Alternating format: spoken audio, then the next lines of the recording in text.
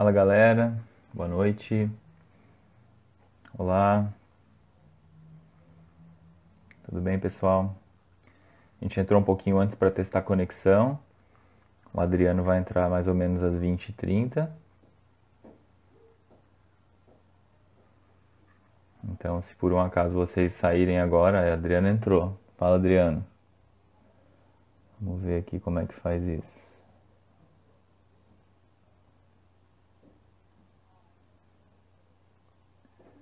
Consegue, vamos ver aqui,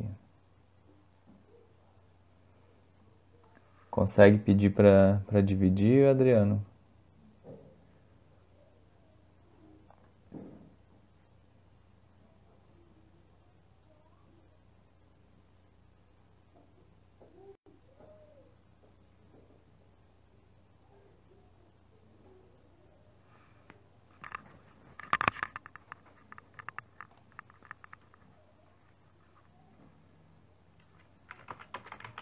O pessoal tá entrando, a gente tá só testando a conexão, daqui uns 5 minutos a gente entra.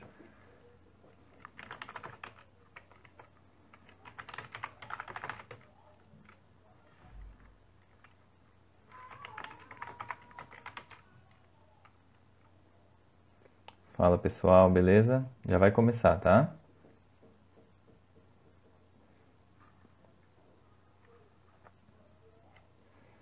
Olá pessoal, a gente já começa.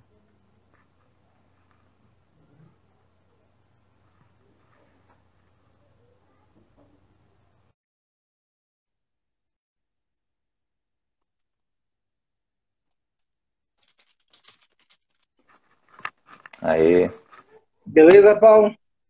Opa, tudo bem, Adriano? Tô ouvindo. Tá ouvindo bem? Tudo bem, a imagem tá boa? Ainda não tô vendo, tá carregando. Beleza. Eu Show estava de recordando, bola. tava falando para ti, mas de cansaço, realmente, semana passada foi muito chato. Eu imagino. Tem que, Alguns trabalham um pouquinho mais, né? Nesse momento de pandemia. a gente precisa frear essa questão aí da quantidade. É Isso, verdade. a gente vai ter que aprender a fazer isso, tá? Um ritmo semana passada. Tanto que hoje eu tô ainda moído, cara. O corpo parou, tentei dar a minha caminhada, mas não dá. Uhum, uhum.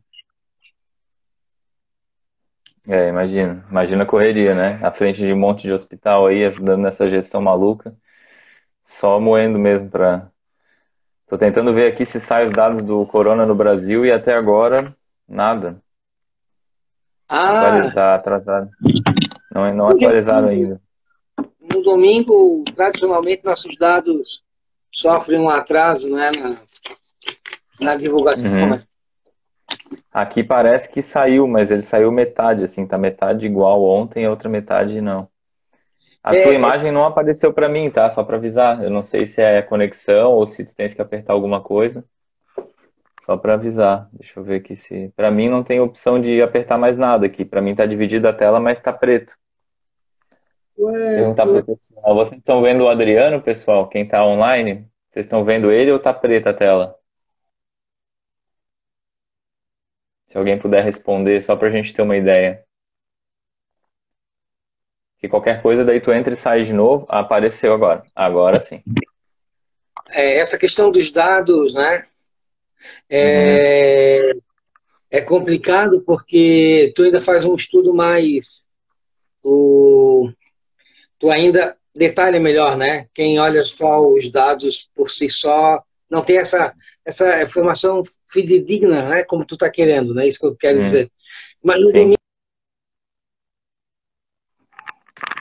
Peraí que deu uma falhadinha. Vamos ver. Beleza, a Adriana apareceu. Pra mim apareceu. Ó, Marcela viu. Deu uma travada no áudio. Eu não sei se vocês estão me ouvindo. Ô, Adriano, falhou um pouco o seu. Agora voltou, tava congelado.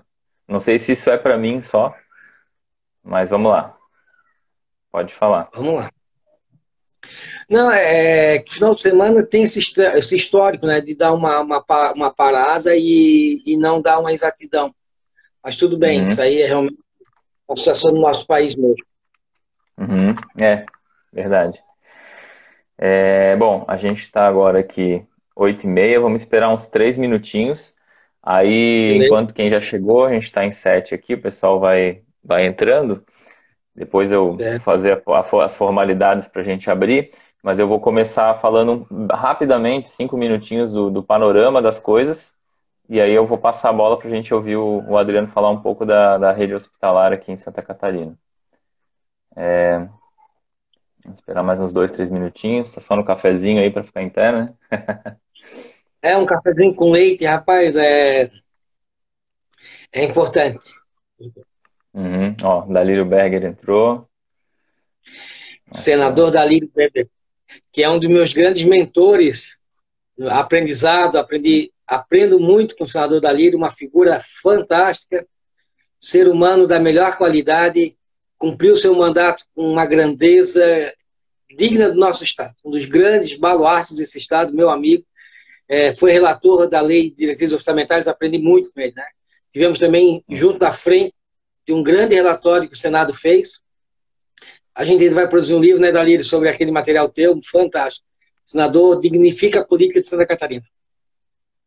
E é uma honra tê-lo aqui para ouvir um pouco dessa conversa. Imagino que ele já tenha tido centenas de conversas com o Adriano. Então, o Adriano aí trouxe essa bela participação. Eu vou começando então com o panorama. Então, para a gente abrir aqui, primeiro eu queria agradecer a presença de todos que já entraram. Quero agradecer também o Renova BR, que é uma escola, né, tentando fazer essas pessoas comuns ocuparem os espaços políticos, né? Então, eu sou um aluno do Renova BR formado, e existe um projeto lá chamado Renovar o Brasil, tá? Então, essas lives, né? Essa é a primeira live que eu quero abrir com chave de ouro com o Adriano aqui. E eu vou depois dar sequência e a gente vai abordar temáticas de interesse público, muito provavelmente voltadas para essa situação que a gente está vivenciando agora. E aí, para dar entrada e início, né, essa sequência de lives, eu chamei o meu amigo Adriano Ribeiro, que é diretor executivo da Associação de Hospitais de Santa Catarina, tem um conhecimento muito profundo sobre isso, que é uma das áreas agora da saúde pública que a gente pode falar que está sendo mais exigida em decorrência desse coronavírus, né? Que está no Brasil todo, que está em Santa Catarina. Algumas pessoas não estão levando aí tanto a sério assim, mas essa bomba ainda está chegando, né? Eu vou deixar então as palavras com o Adriano. Se tu queres dar uma saudação, eu vou fazer depois um rápido panorama e aí o Adriano vai fazer a explanação dele também. Fale, Adriano. Ô, Paulo, eu vou deixar a palavra contigo. A turma está entrando aí, a gente está vendo nossos amigos entrar.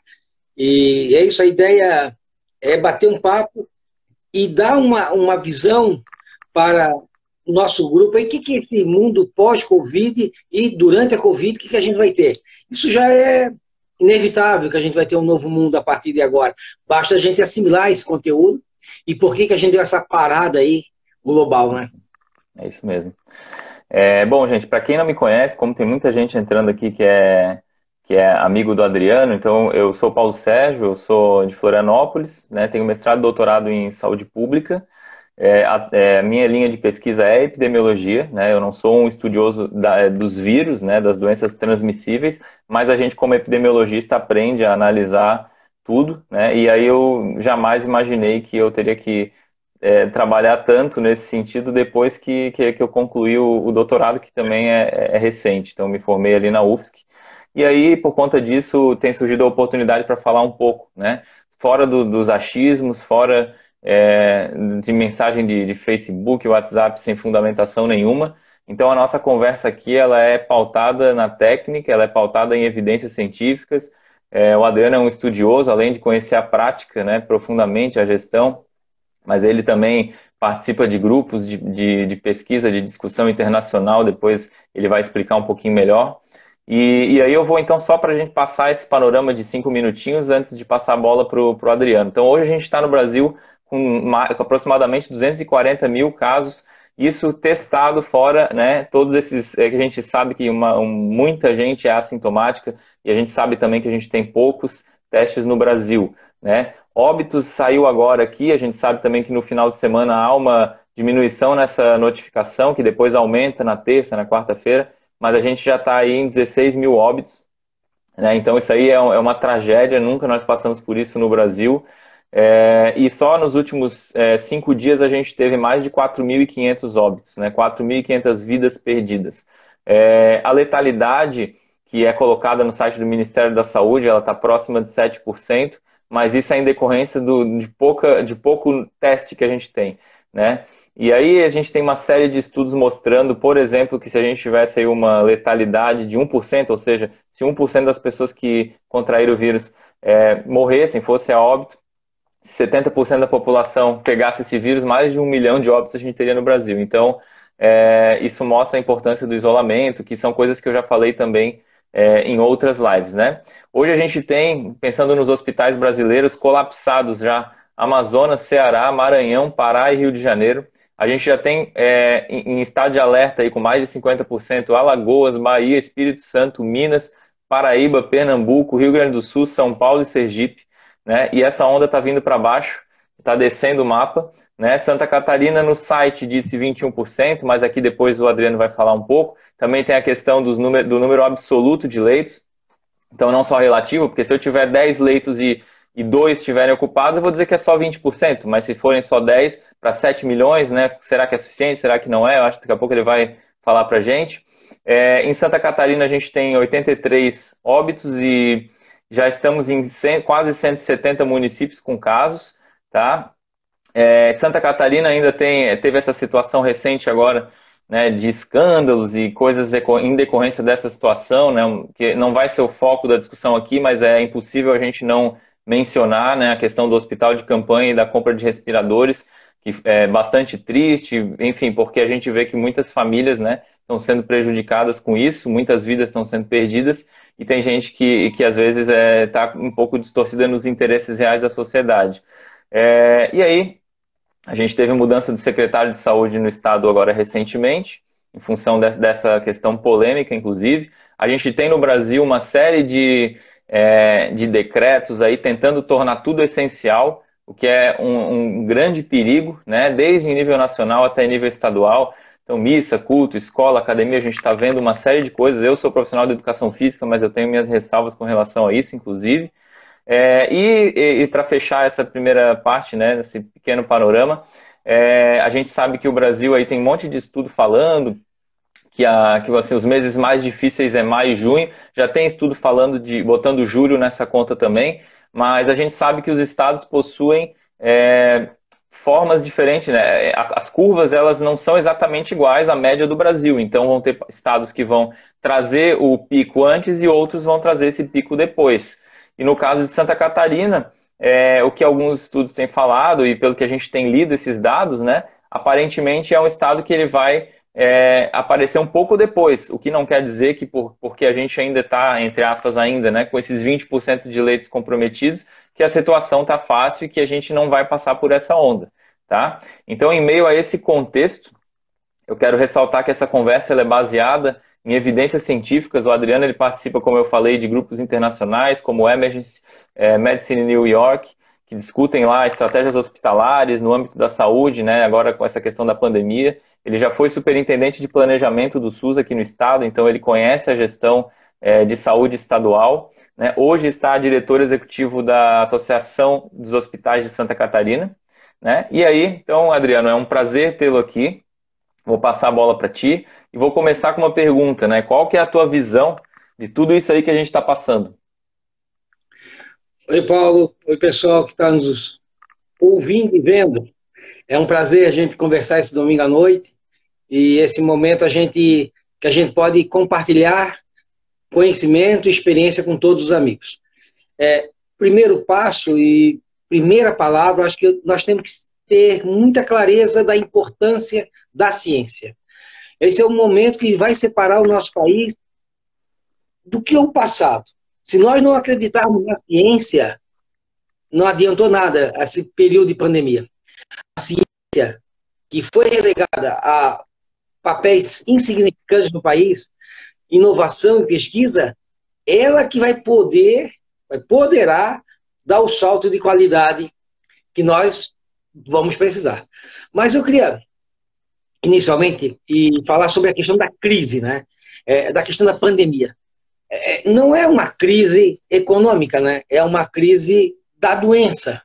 Então, todo o mercado global, e aí eu quero falar do mercado global, para chegar no Brasil, ela vai estar em cima do problema que não estávamos acostumados, que é um problema de doença que poderá segregar as nações, poderá fazer a questão do globalismo mudar, todas essas relações, e principalmente vai afetar a tecnologia. Então nós temos um tripé que está sendo alterado a partir desse momento. Isso é uma visão já mundial. E aí eu gosto muito de uma imagem do número de petroleiros que estão parados no mundo. Se você pegar aquele mapa, você vê a quantidade de navios cargueiros estão espalhados pelo globo, todos parados, aguardando aonde atracar. Está sem produção, né? E sem produção, os navios estão parados. E essa não produção vai fazer o quê, gente? A dívida pública vai disparar no mundo inteiro. Aí a gente vai separar as crianças dos adultos, dos países envolvidos dos países pobres. Um dado momento, por exemplo, no Brasil, com abertura de crédito orçamentário, e aí é uma área que eu gosto muito, que é a questão do orçamento público, né? Nós vamos ter que pagar essa dívida. Não é uma brincadeira de pegar o cartão aí e sair como louco. Tu vai ter que quitar essa dívida. Então, o crescimento dessa dívida pública mundial vai impor uma nova ordem no mundo. E quem está prevendo já não é nós, Brasil, é o mundo, prevendo uma queda no PIB nos próximos 2, 3 anos, de queda de 15% a 30%. Então não é uma recessão, vai ter uma recessão agora, vai ser uma recessão global, na casa da ordem de 15% a 30%. É caótico o cenário mundial.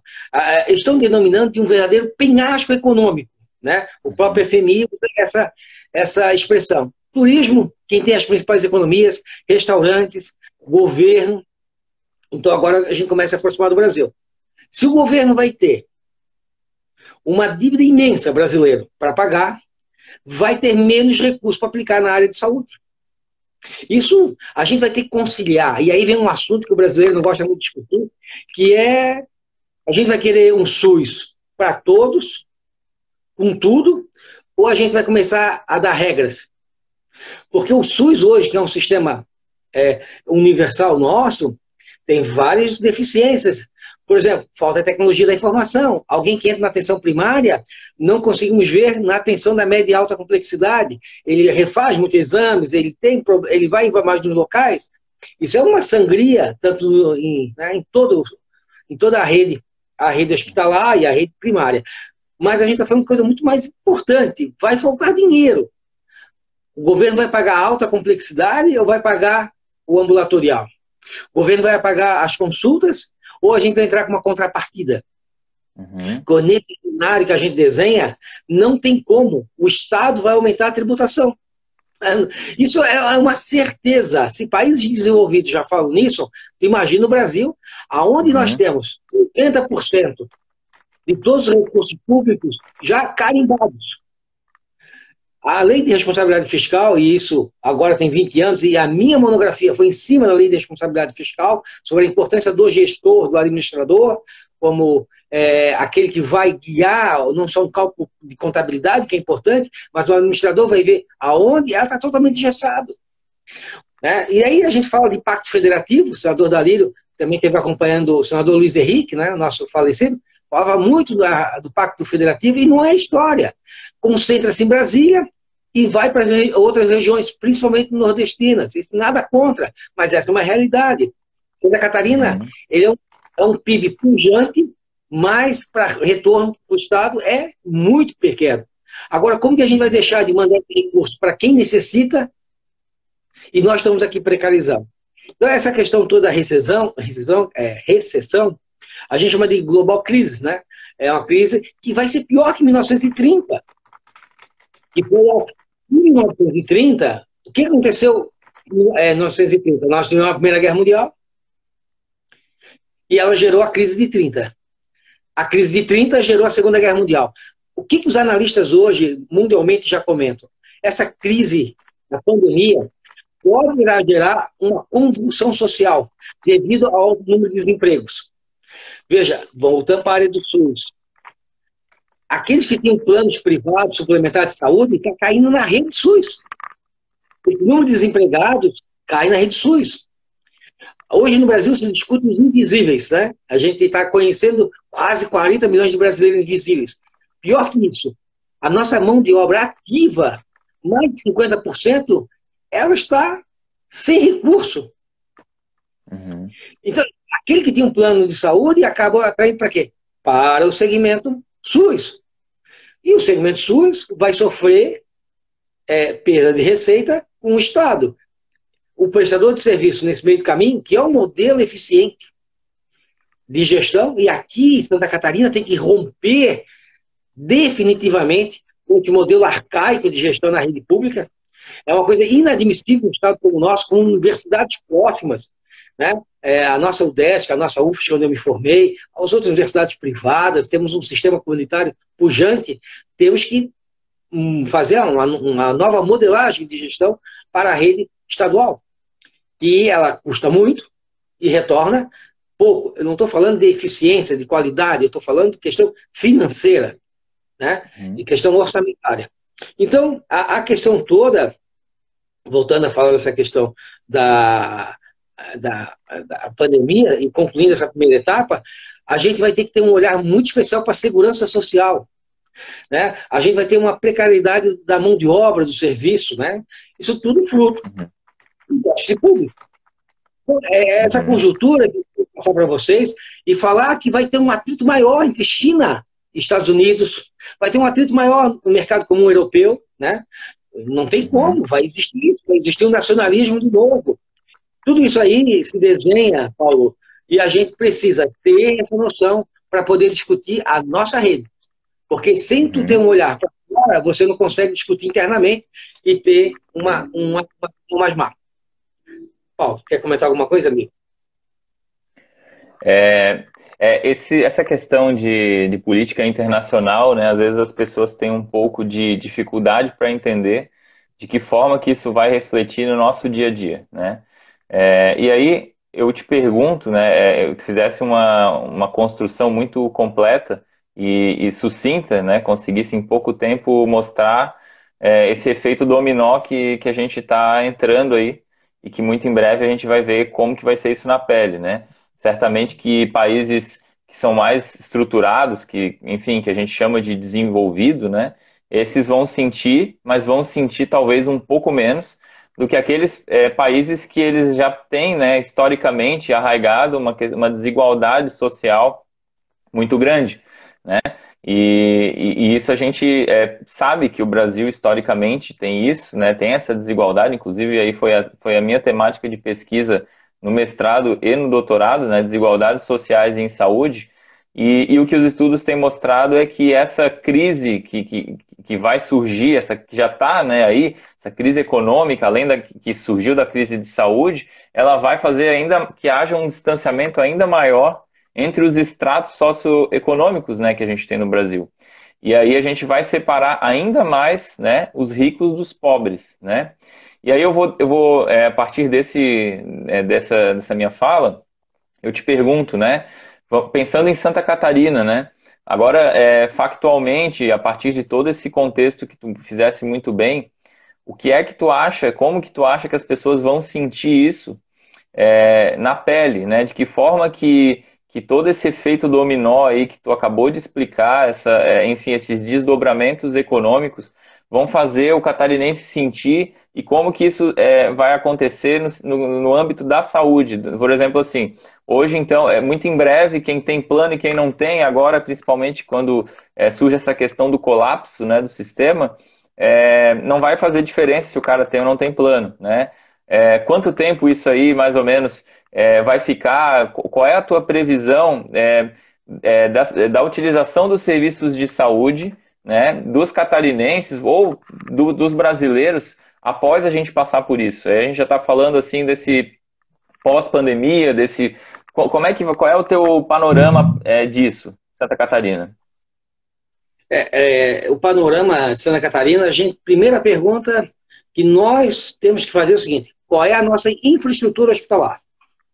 O que desejamos de ter de infraestrutura no nosso estado? Você tem que ter uma rede regionalmente instalada que atenda às altas complexidades. Ponto. Uhum.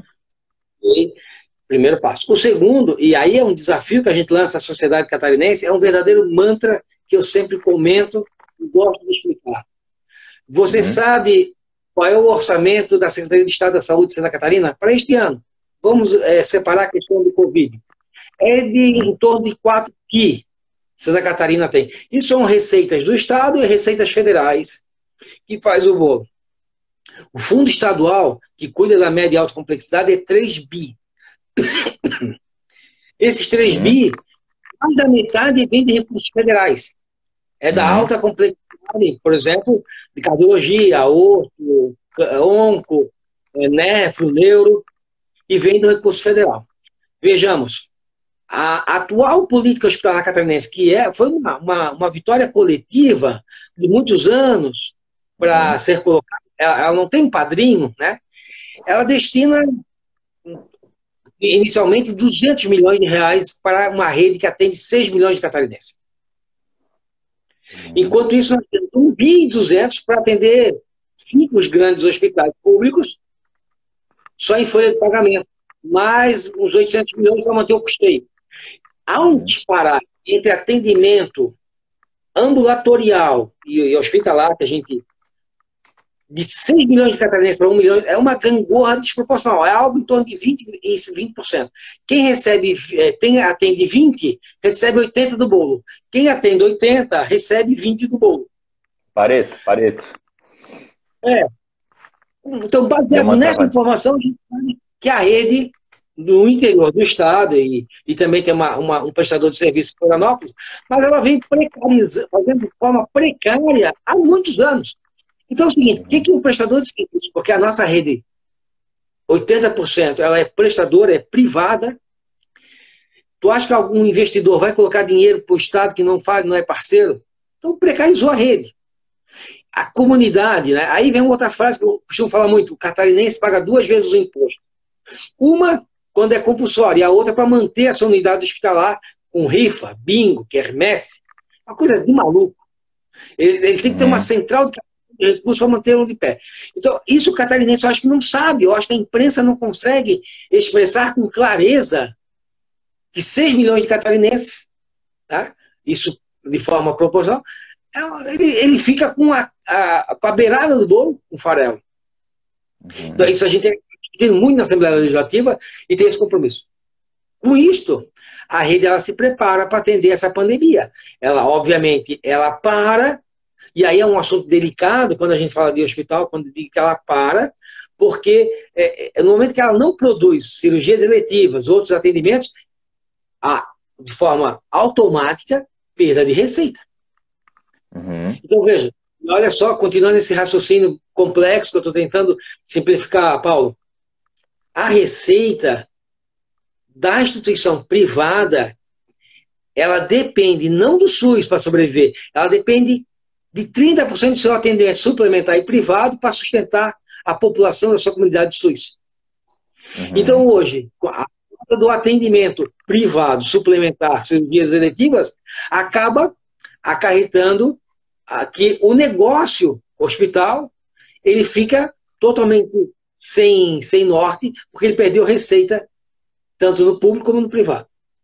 Então, a gente tem uma gama de pequenos hospitais, médios hospitais, que não estão na linha de frente do Covid, mas estão proibidos de realizar cirurgias eletivas, estão proibidos de fazer procedimentos de alta complexidade.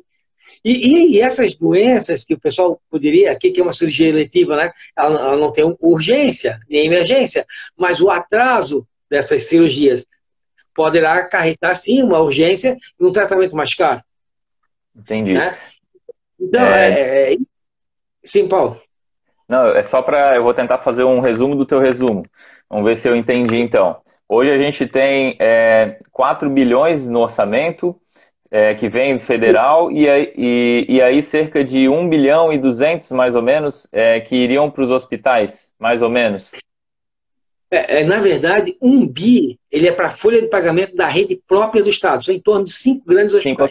hospitais. E 200 mil, que é, tipo 20% disso, tem que, vamos dizer assim, garantir que os hospitais filantrópicos atendam 6 milhões de pessoas, mais ou menos, da população. A gente tem 7 milhões em Santa Catarina, 6 milhões são atendidos nos hospitais filantrópicos, e a gente tem um orçamento que é 5 vezes isso para manter a folha de pagamento nos 5 estaduais.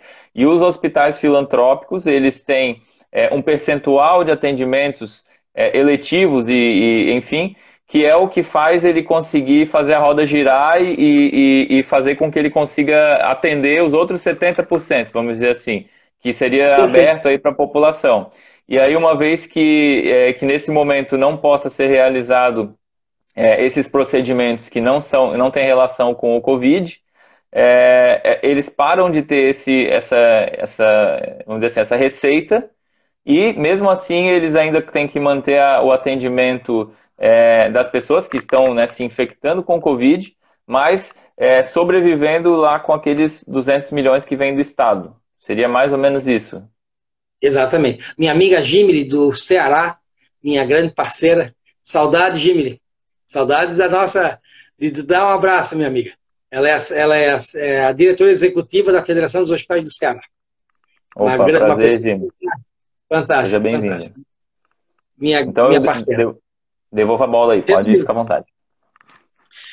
Tu fizesse um resumo legal, Paulo, porque é um assunto complexo, difícil de resumir, porque, e para o catarinense, não importa se isso vem dinheiro público ou é dinheiro privado. Uhum. O que importa é o atendimento. Ele está no hospital, o hospital é público. Uhum. Só que a sua administração, o modelo de administração, é uma administração privada, com resultados. Ele tem que negociar, o médico tem que negociar toda a questão com todos os seus prestadores de serviço. Tem o modus operandi, né? Tem a sua região. Isso tudo acaba dando uma crise enorme. Mas, aí, voltando no nosso estado, a rede sim, a rede privada de Santa Catarina tem totais condições de atender todos os pacientes Covid do estado. A rede, quando realmente começou a pandemia, ela sozinha, juntamente com as suas lideranças locais, junto com os empresários, hoppers, lojas maçônicas, liderança mesmo, eles se uniram em torno do hospital e montaram suas UTIs. Eles não dependem do Estado, estadual, aguardando, agora só, daí começou, aqui não está usando um aparelho, serve para outro hospital, há toda essa conjuntura. Mas ela foi feita desta forma. O pagamento dos leitos de UTI Covid são do governo federal, ele aumentou de 800 para 1.600, né? Ele já fez 2 portarias de habilitações, habilitando a rede no estado, ainda falta algumas, mas isso tudo depende muito da nossa bancada federal, que é muito atuante. Santa Catarina tem já um histórico de uma bancada aguerrida na questão do Ministério da Saúde, isso eu vivenciei isso há muitos anos, sei desse trabalho, como é a nossa bancada no estado. Aí vem aquela pergunta, né? O pessoal costuma jogar pedra, eu nem acompanho, porque isso não acrescenta nada, mas o trabalho legislativo em prol da saúde do nosso estado, ele é muito vivo. A nossa Assembleia Legislativa aqui em Santa Catarina, ela tem verdadeiro se fechado com a rede e aprovado projetos de leis interessantíssimos para o estado, que visa a sobrevivência da rede filantrópica. E não é um deputado que coloca, não, o deputado ele é autor da redação, ele faz uma emenda substitutiva para que os 40 deputados fossem autores. Uhum. Isso é parceria. Então, são projetos importantes, né? E de toda a natureza, que são aprovados em tempo recorde, porque tem que passar por comissões e tudo. Então, agora falando do preparo da rede, nós estamos hoje com uma situação muito forte no Oeste, na questão de Chapecó, que é um hospital filantrópico, como em Concórdia, o Hospital São Francisco, que também é filantrópico, é Camilianos, é uma das melhores redes do país, a rede São Camilo, forma administradores hospitalares em São Paulo, uma rede fantástica. Eu já morei em Concórdia, né, apesar de ser manezinho, mas eu tive uma passagem por Concórdia, e eles estão atendendo, na medida do possível, os 2 diretores conseguiram montar dentro das suas estruturas. A rede de Concórdia estava com quase 80% dos leitos de UTI, mas estava ali atendendo a demanda sem nenhum problema. Em Chapecó, a Unimed dá uma assistência também na questão do atendimento junto ao HRO, que é um dos hospitais mais importantes do estado, uma estrutura fantástica, né? E atende e não tem para onde correr. Só que a disseminação do Covid na região oeste, ela está começando a entrar nos pequenos municípios.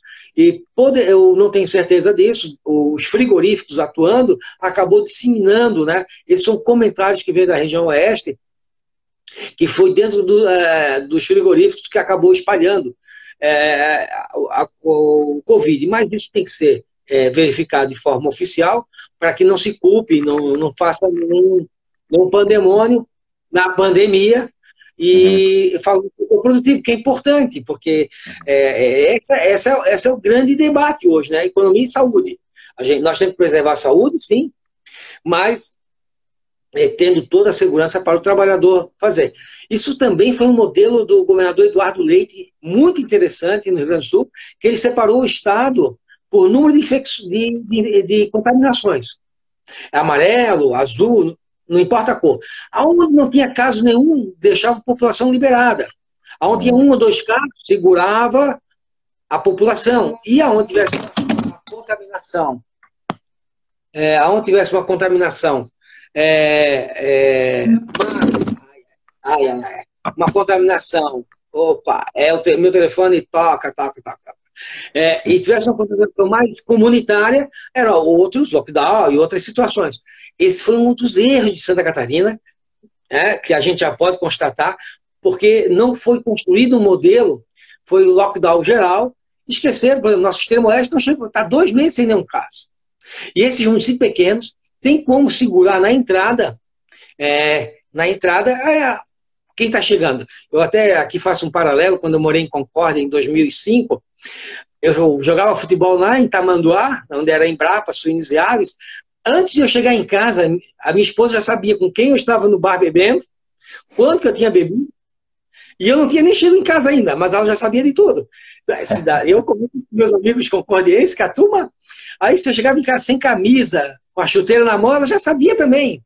Então, é impressionante que alguém passava mensagem para Simone, dando a notícia de que eu estava chegando em casa de futebol, que era quinta-feira, nosso futebol. E cidade pequena, quando chega alguém de fora, eles conseguem neutralizar. Pode ver a temperatura, tudo. Aí que aconteceu. Então, fragilizou a nossa economia. Dados do Sebrae, 500 mil desempregados no estado. Isso aí é seríssimo, né? A queda da arrecadação, tudo. Então, a gente vê que nós temos estrutura, sim, hospitalar no estado. Aí tem o RH humano, né? Médicos, profissionais, mas nossa rede precisa evoluir muito mais. Ela quer evoluir, só que ela precisa de investimentos. Nós precisamos aproximar as universidades dos centros hospitalares. Isso é uma referência no mundo. Nessas pesquisas que tu citou ali, esses grupos que eu participo, Paulo, porque se tu pegar as 10 maiores hospitais do mundo, de qualidade de gestão, os 10 estão vinculados à universidade. Nós precisamos urgentemente vincular nossa rede a estudos, a centros de enfermagem, medicina, de fono, profissionais, administradores, economistas. Nós precisamos dotar dessa... eu acho que esse é o grande legado da pandemia. Nós precisamos dotar de infraestrutura com tecnologia a nossa rede hospitalar. Ela é o que vai dar o cavalgar da economia. E aí a gente tem que fazer escolhas. A gente vai ter um bolo para dividir, e esse bolo a gente vai ter que pensar como que a gente divide. Quer falar, Paulo? Então, uma coisa que você falou, né? A gente sabe que a distribuição, né, ela geralmente começa nos grandes centros, né? Sobretudo locais que tem aeroporto e tal. Mas às vezes demora muito para chegar em determinadas regiões do estado, e aqui as medidas elas foram iguais para tudo. Então, às vezes, quando flexibilizava os grandes centros, para os grandes centros era ruim, fazia sentido às vezes para uma região mais do interior. E aí um amigo nosso, Leonardo Sec, né, ele falou aí recentemente, fez um artigo falando sobre o isolamento contingencial, que seria justamente essa ideia de você considerar o contexto, né, ao qual a região está passando perante essa pandemia, para considerar essas ações, né, pautadas na real situação. E aí, o que eu achei muito interessante é isso aí que tu estás falando na prática, né? Só que aí entra num outro problema que tu já falou também. Então a gente tem problema com sistemas no Brasil, né? Então a gente não consegue ter ideia, a gente tem uma subnotificação, a gente tem dificuldade para entender o comportamento do vírus, né, nas diferentes regiões, porque a gente não notifica corretamente, não testa corretamente. E aí, recentemente, agora eu estava lendo hoje, né, está tendo um estudo que foi contratado pelo Ministério da Saúde, pela Universidade Federal de Pelotas, que até o epidemiologista que está conduzindo é o Pedro Alau, que é bem conhecido, né, pelos seus trabalhos na epidemiologia. E uma das dificuldades que eles estão enfrentando é que os pesquisadores, então eles estão trabalhando com amostragem, já que a gente não consegue testar, o que a gente vai fazer? Pautado na ciência, você consegue fazer algumas amostras em várias cidades do Brasil, e a partir daí tu consegue ter uma ideia mais fidedigna, né? Sair um pouco só das projeções, mas trabalhar com dados mais reais, para entender o que está acontecendo no Brasil. E aí eu estava lendo a matéria que os pesquisadores, as pessoas que estão realizando a pesquisa, elas estão sendo violentadas e presas em algumas cidades, né? Então a gente tem uma tremenda dificuldade para fazer esse mapeamento e acaba dificultando ainda mais o isolamento contingencial, né? E aí até que ponto, né, que faz falta essa vinculação, com, por exemplo, né, com uma universidade ou com esses sistemas, né, que a gente vê que eu, né, que tenho mais experiência na atenção primária, para mim é visível diariamente que a gente percebe que há uma dificuldade em referência e contra-referência, então a gente não sabe o que acontece na primária, na média, às vezes um paciente recebe 2 vezes medicamento, daí os municípios que não têm recurso têm que gastar dinheiro para contratar um serviço, um sistema integrador. E aí poderia estar usando esse sistema com outra coisa se ele já tivesse sido construído lá no início, né, de maneira integrada, né, nessas diferentes complexidades. Então é muito isso que tu estás falando. Eu concordo que se a gente tivesse condições de fazer um mapeamento mais preciso, faria muito sentido a gente ter medidas diferentes nas diferentes regiões. E aí eu te pergunto, o que falta em Santa Catarina para as universidades se aproximarem dos hospitais, do sistema de saúde, porque a gente tem alguns programas, alguns projetos, né? Mas o que falta mais para que isso desse certo em Santa Catarina, né? Vamos pensar assim como modelo ouro, os Estados Unidos, os países da Europa. Ô Paulo, é interessante, eu esqueci de comentar um assunto que eu tinha pontuado. No Brasil, nós temos dificuldades para ter insumos para o teste do Covid. Uhum. É uma coisa surreal. Nós não temos não domínio nem dessa tecnologia. E isso que tu está falando de tecnologia da informação, e a Gina está comentando, é o primário. E aí eu faço outro comentário que eu gosto, a minha turma de amigos brinca comigo, é o seguinte: nós brasileiros estamos aprendendo a lavar as mãos. É algo surreal. O brasileiro, a gente está aprendendo a conviver com asseio. Aí a gente vai sair da bolha, aquilo que eu gosto muito de dizer, sair da bolha, e vamos conhecer as condições das populações ribeirinhas do Amazonas, como que vive a população ribeirinhas no Pará, como que vive Paraisópolis aqui em São Paulo, ou como vive o nosso maciço do Morro da Cruz, aqui em Florianópolis, para a gente não dizer muito longe. Eu sou, com muito orgulho, filho do Morro do Maciço. Eu sou da Serrinha, do pé do morro, né? A gente sabe que as condições são terríveis. Então, a realidade é sair da bolha. Eu queria rapidamente responder, Paulo, sobre a tua pergunta, o seguinte, ó, Clínica de Mayo, Cleveland, Hospital Geral de Massachusetts, Toronto General, Charité, Johnson Hopkins, Universidade de Zurique, Hospital Geral de Singapura, Sheba Medical Center, Karolinska, da Suécia, que é a universidade, o Aarhus, Universidade da Dinamarca, são os 10 melhores hospitais do mundo. O que os 10 têm em comum? Universidade. Centro de ensino. Gente, a gente só aprende com o centro de ensino. A gente falou do Leonardo, né? Chamo de Léo, meu amigo Léo, estudou comigo. O nosso cérebro, eu colava dele a vida inteira, passei 4 anos falando dele. Meu amigo tem o maior assim, carinho pelo conhecimento dele, um cara fantástico. E a gente promovia, está faltando fomentar a educação nesse país, o debate da divergência, do respeitoso, né? A gente tem que colar o ensino com a rede hospitalar. vai dar quando vai ser o resultado? Grande, longo prazo, mas nós temos que preparar esse país para uma próxima geração. E isso, assim, ó, urgente. Eu comento muito com nossos diretores, que eu tenho convivência diária com eles, a turma só apaga incêndio. Aí tu imagina no incêndio como que a turma está apagando incêndio. Uhum. E aí a precarização gerou que tu não tem dinheiro para contratar alguém que pensa, alguém de TI, alguém que vai mexer na planilha, e não alguém que vai arranjar a solução tecnológica. Nós temos, dado o momento do nosso país, para aquela turma que pensa, pensar no país. A gente tem que ter. E qual é o grande resultado? A gente viu ano passado da diáspora de jovens formados saindo do país. Eles preferem trabalhar lá fora, e é um número muito grande, filhos de classe média alta, né?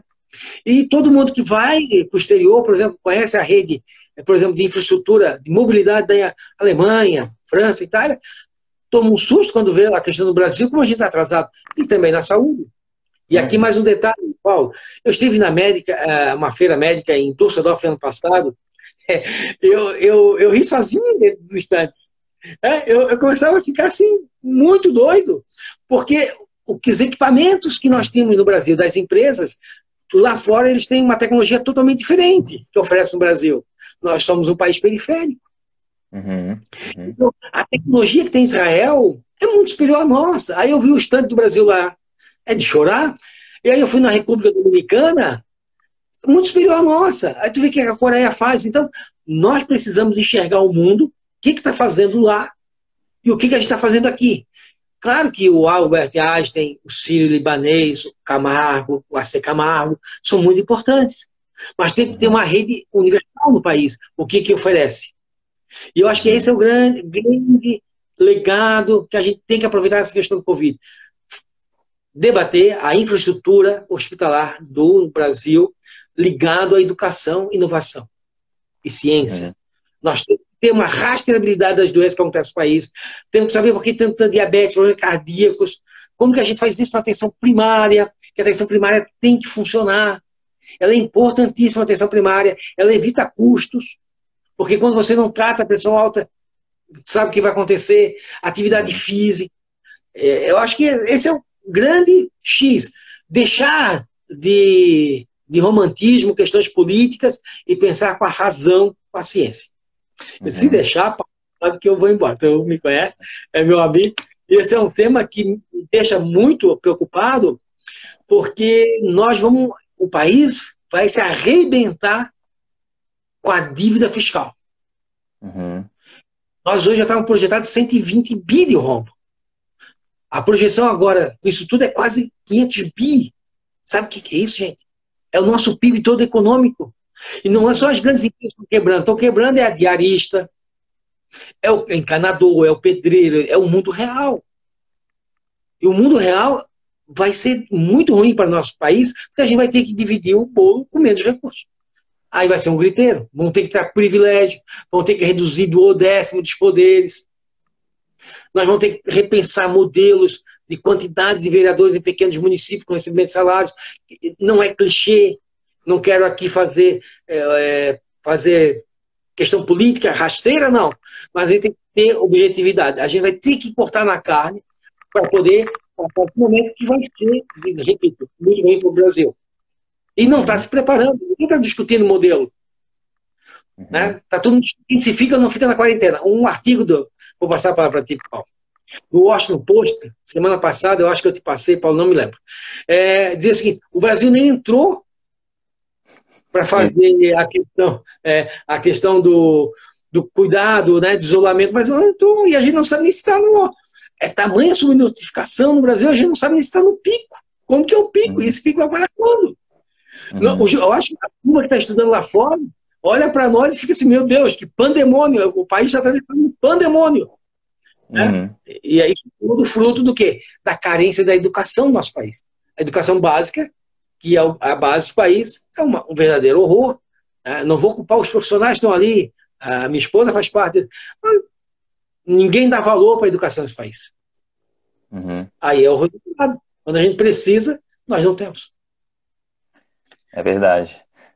Bom, isso tudo aí é uma questão que está arraigada culturalmente, né? A gente foi durante muito tempo treinado para não pensar, e aí é uma roda viva. Tu realmente tu consegues na tua fala deixar bem claro o quanto que medidas que às vezes aparentemente não têm relação com saúde acabam influenciando tudo que a gente está vivendo e olhando e percebendo, né? Hoje no dia a dia.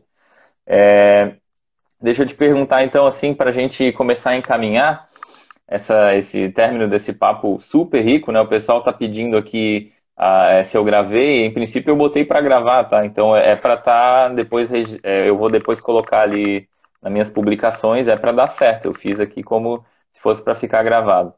Mas deixa eu te perguntar. Primeiro eu queria duas coisas, né? Que você me falasse para todo mundo que está vendo aqui. Como que tu acha que vai ser agora? Aí pode ser o achômetro teu a partir de tudo que tu leu, que não é pouca coisa, né? Que tu estás estudando aí, que vai ser essa curva em Santa Catarina. Quando é que tu acha, pelo que tu estás estudando aí, que a gente vai pegar esse pico aqui em Santa Catarina? E o mediante toda a situação que a gente está vivenciando no estado, se tu tivesse agora, né, vamos dizer assim, gestor da pasta, ou se tu tivesse agora o poder de fazer a medida que tu achasse que fosse boa para Santa Catarina, o que é que tu faria que teria um reflexo positivo nesse cenário, né, avassalador que a gente está passando no momento? Primeiramente, Paulo, eu queria comentar que Humberto está conosco aqui. Humberto, a questão da hemodiálise no Estado nos preocupa muito, né? E eu que fui um dos mentores do plano de oncologia desse Estado, que é uma coisa que dói muito a questão da oncologia, e deu um start na questão da nefrologia, é um grande parceiro. Eu entendo o seguinte, ó, nós não, estamos com um gap de planejamento muito grande. Nós precisamos uma sugestão, porque você tem realmente tomar decisões muito rápidas. O modelo do Rio Grande do Sul, proposto pelo governo do Rio Grande do Sul, pelo governador Leite, que vai nos hospitais, a gente vê fotos do Eduardo dentro de hospitais, junto com a secretária Arita, e o Preto também no Paraná está indo, está buscando essas informações, está fazendo parceria, e a rede filantrópica no Rio Grande do Sul é imensa, tem classificado o Estado pelas corzinhas que eu falei para ti. Eu acho que, não sei se vai dar tempo de fazer isso, porque o Oeste está com uma situação, eu já digo até vermelha. Mas se adotar esse modelo, por exemplo, a gente poderia concentrar esforços para poder salvar vidas no Oeste do Estado, e ali sim a gente vai ter que discutir o modelo, né, o modelo econômico, que é também parecido do Rio Grande do Sul, e verificar com dados, e não com achismo, aonde está tendo a contaminação lá na região Oeste. Um olhar muito especial. Precisamos de dados para tomar decisões e olhar de forma regional. O norte do estado, aonde está, mas nos locais que não tem contaminação comunitária, e nosso estado tem 255 pequenos municípios, menos de 10 mil habitantes, a gente podia dar uma outra conotação. Sem dúvida nisso, não há. Isso não tem dúvida. Porque aí tu está trabalhando com dados, está trabalhando com a ciência, e você libera. Agora, já parou 2 meses essa turma aí, né? Então, alguém tem que fazer a retaguarda. Então, é um assunto realmente complexo, tem que ter estrutura. A pandemia começou em dezembro, né? E quem está na linha de comando, isso tudo tem que construir com um diálogo. Na divergência é que nasce a convergência. Eu sempre digo o seguinte, a gente tem que ter forma respeitosa, convergir, depois de muita divergência, mas respeitando aqueles que têm os dados, né? Que é aquele que estudou para isso, né? Eu não me sinto assim um grande, quando a gente fala em ações, porque eu sou administrador, e a minha área é orçamento público e gestão, mas aí se a gente escuta, a gente aprende, mas quem toma a decisão é que realmente tem base em dados, é isso que a gente precisa fazer. Entendi. Muito esclarecedora a tua fala, Adriano. Se a gente continuar aqui, a gente vai até meia-noite, né? Aí agora, para a gente encerrar, tá muito bom. Por mim, eu ficaria muito mais tempo, mas também tu já me falou, então, basicamente o problema de Santa Catarina, na tua ótica, seria a falta de informação, de dados, porque se a gente tivesse isso, a gente conseguiria monitorar melhor e tomar ações vamos dizer assim, personalizadas com a situação ao qual cada situação, cada região está vivenciando, né? Então, eu tiro disso que talvez um primeiro passo, né? E aí é aquela história, quando se dá tempo para a gente fazer toda uma estrutura, porque nós tivemos tempo, mas não fizemos isso antes, né? De criar um mecanismo que a gente consiga fazer essa mensuração, vamos dizer assim, em tempo real e a partir daí verificar as ações mais cabíveis para cada região, né? E aí tirar até um pouco desse prejuízo econômico que algumas regiões estão passando, mas que não necessariamente estão vivenciando o vírus, né? Talvez não tenha nem chego nessas regiões ainda. O Eduardo, uma pergunta, Paulo. O Eduardo está fazendo uma pergunta. Seguinte, Eduardo, cada estado é diferente. Santa Catarina e Rio Grande do Sul é muito próximo, ele é do Rio Grande do Sul. Sim, a gente tem que ver aonde que tá, o bicho está pegando, literalmente. Por exemplo, São Paulo. São Paulo teve que parar tudo. Ali passa tudo a produção do país. O governador Dória, e junto com o prefeito Bruno, está em outra realidade. Santa Catarina e Rio Grande do Sul tem qualidades também. Então, aí depende do Ministério da Saúde chamar todo mundo e encaminhar realmente uma diretriz. Não foi feito. Uhum. Bom, nem vamos entrar aqui na discussão do governo nacional, né, porque a gente sabe que, de certa forma, temos uma dificuldade lá também para alinhamento de posição, de ação, de estratégia, né? Bom, tu falou muitas coisas aqui. Tem algum recado que tu gostaria de dar para quem está ouvindo até agora essa live, alguma relacionada tanto à questão da pandemia como aos serviços de saúde, aos hospitais, alguma fala mais tranquilizadora ou alguma fala mais assim, balde de água fria para as pessoas entenderem, né, o que a gente está vivenciando? Eu gosto de duas palavras aí que a gente vai ter que nortear, né? No Brasil, solidariedade. Nós vamos ter que ser mais solidários um com o outro. É um momento de reflexão. A gente tem que rever essa nossa postura. Eu acho que esse é o grande legado, de estender a mão. E o outro fator muito importante para o brasileiro vamos falar de política brasileira. Vamos conversar sobre política. E não com neologismo, nova, velha. Não, política é política. E vamos falar da política que atinge resultados para a nossa sociedade. Isso precisamos fazer de forma muito madura. Nem que seja na dor que a gente vai aprender. Nós não podemos discutir política com paixões. Né? Parece um programa da América Latina, sempre gosta né? Eu vou citar o exemplo de Perón, na Argentina, para não ficar no Brasil. Né? E outros ditadores que passaram pela nossa Fujimori, né? E outros. Nós precisamos ter política. E aí, quando você depositar o voto ali, você tem certeza que vai cobrar e ele vai ter resultado. A política, essa demonização do processo político levou o nosso país, está levando o nosso país ao caos, e a gente não precisa disso. Nós precisamos discutir política com seriedade. Solidariedade e política. Nós precisamos ter coragem de fazer esse enfrentamento e dar lucidez nesse momento de caos. Que parece que a gente está no meio da fumaça, né? A gente precisa clarear as ideias, falar com razão, né? Com verdadeiros objetivos, sem querer. A gente não está numa guerra para derrotar. Nós estamos no mesmo navio no Brasil. E se esse navio bater e souber, vai todo mundo. Filhos, amigos, todo mundo, gente. Por isso que a gente pode perder, ganhar, mas a gente está no mesmo barco. E isso a gente tem que pensar. Excelente, Adriano. Acho que essa tua fala ela vai muito ao encontro do que o Renova BR traz, que é a questão do diálogo, que é a questão de a gente pensar no Brasil, né, pelo real interesse, né, dos brasileiros, né, de pensar as políticas para os brasileiros, que a polarização, essa polarização exacerbada que a gente está vivenciando, ela acaba atrapalhando muito, né? A gente acaba, então, indo para esse olhar, às vezes, que é uma visão mais romântica e esquece as evidências. A gente está num momento que a gente, a grande maioria que está online aí nunca passou por isso, ou se passou, não lembra direito, e a gente agora precisa ouvir quem tem experiência, quem está pautado na ciência, nas evidências, né? Então, tu conseguiste colocar isso muito bem na tua fala, tu tens uma experiência vasta na área de gestão, né? A gente conversou sobre, primeiro, uma conjuntura macroeconômica, a partir dessa crise em saúde que a gente vivencia, essa crise sanitária.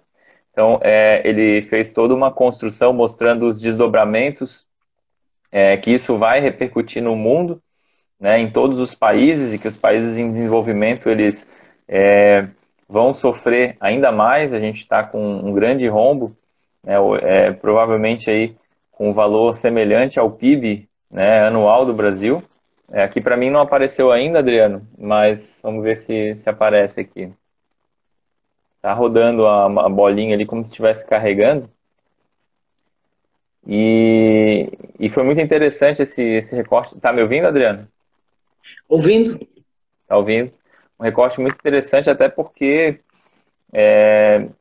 não tem como a gente pensar numa pandemia, né? Que até a própria conceituação da pandemia traz esse extravasamento territorial sem perceber os impactos econômicos disso, né? E aí a gente chegou até a realidade de Santa Catarina, onde estou fazendo um apanhado aqui, né? Bem rápido. Mas em Santa Catarina a gente tem hoje uma rede de hospitais filantrópicos. Ele saiu, vamos ver se tenta mais uma vez aqui. É uma rede de hospitais filantrópicos que dão conta, e agora deu. Então, os hospitais filantrópicos que eles têm um orçamento de 200 milhões para dar conta, né, de atender cerca de 6 milhões de catarinenses, enquanto a gente tem cerca de 1 bilhão de folha que é destinado para os profissionais dos 5 hospitais estaduais que a gente tem. Então, a gente entrou nesse pareto, né, desse 20-80 aí, que é vivenciado em Santa Catarina. E, além disso, também o Adriano colocou, se tiver errado aí, tu me corrige, Adriano. Não sei se estás me ouvindo. Tá me ouvindo? Para mim, a tua imagem está congelada, mas já dá para ver, já dá para te ver ali, né, pelo menos. E aí a gente tem ainda a questão da economia, que ela, enfim, sofreu muito em todo o mundo, e a gente em Santa Catarina carece, né, de mais informações e dados e de um modelo que permita, né, ou que seja construído de uma forma que a gente consiga identificar como é que está, né, a presença. O Adriano saiu de algum problema de conexão do vírus, né, como é que está esse espalhamento em Santa Catarina, porque se a gente tivesse esse controle, se a gente tivesse essa consciência, a gente conseguiria, agora acho que deu, conseguiria fazer com que essas ações econômicas de fechamento, abertura de mercado fossem mais personalizadas de acordo com cada situação. Então ele fez todo esse recorte, e aí vamos ver se ele volta. Tá aí? Não. Dá para te ouvir, só que a tua imagem está congelada. Passou de mim. Não tem problema, mas a gente com certeza vai ter que fazer outra aí para aprofundar mais. Então eu vou aproveitar aqui, né? Foi uma explanação riquíssima. Em princípio, eu consegui gravar, vou depois publicar isso ali no meu Instagram, para quem quiser ouvir novamente. E aí eu queria agradecer muito a participação do Adriano, que é uma pessoa que tem vasta experiência na área hospitalar, sobretudo de Santa Catarina, participou da construção da rede de atenção à saúde em vários pontos, né? Como ele mesmo falou, já foi, inclusive, superintendente de planejamento do SUS, já teve participação em Brasília, né, no Ministério. Qual ministério, Adriano? Agricultura. Da agricultura. Então, é uma pessoa que consegue, com tanta experiência, pensar fora da caixa, que é o que a gente está precisando nesse momento para tentar entender um pouco dessa pandemia e dos seus reflexos, que são muito além só da saúde, né? Embora se inicie na saúde, mas isso é um efeito dominó que acaba repercutindo e atingindo várias outras áreas. E aí, antes de passar para o Adriano fechar, eu quero agradecer a oportunidade também do Renova BR de ter proporcionado essa ação, que é uma ação voltada, né, para a gente trabalhar o social com informação, são mais de 600 cidades com impacto dessa ação que chama Renovar o Brasil, o Renova BR, que é uma escola de políticos, e a gente precisa se capacitar cada vez mais para se basear em evidências, trabalhar o diálogo, que foi o que o Adriano mesmo trouxe na sua fala. E aí eu vou passar agora então a fala para o Adriano encerrar essa segunda parte, né, curta da nossa live. E mais uma vez agradecer muito a participação de todos e do Adriano que enriqueceu essa noite. Contigo, Adriano. Obrigado pela oportunidade, pela nossa amizade, né? A gente tem aí que construir. Nós temos esse dever cívico no nosso país, né? E propor um novo modelo, né? Eu acho que a gente chegou o momento ó, de uma ruptura e vamos ter coragem de fazer esse enfrentamento, mas enfrentamento na base da razão, na base da conversa, e a gente precisa construir um legado para as próximas gerações. Já que a gente, pós-Covid, com certeza, com todos esses cenários que se desenham, quem tem um conhecimento diferenciado vai ter que sim se abdicar e trabalhar pelo país. Sim, tem a sobrevivência nossa, nossas famílias, mas principalmente trabalhar para construir um novo cenário. Construção com inteligência, com inovação e ciência. É isso mesmo. Bom, a gente tem uma linha muito parecida. Eu te agradeço mais uma vez. Quem sabe a gente consegue ainda ter mais uma conversa aí, quem sabe no próximo mês, para aprofundar uma temática dessa. Se alguém que está online ou que verificar depois tiver alguma dúvida com relação à minha fala ou à fala do Adriano, vocês podem mandar no direct, que depois eu encaminho para ele e posto no stories ali essa dúvida. Né? A gente está com menos pessoas agora, por conta da queda, né? Passou de 1 hora, mas isso é sinal do sucesso, porque a gente falou 1 hora aqui brincando e a gente teve frequente ali cerca de 20 pessoas na live, então eu fico bem feliz, né? E tenho certeza que eu acertei na escolha para abrir esse projeto que foi o Renovar o Brasil. Então, obrigado, Adriano. Boa noite para todos que estão ouvindo aí. A gente fica à disposição. Se tiver alguma dúvida, só mandar para o meu direct. Beleza, pessoal? Um abraço, pessoal, e vamos em frente.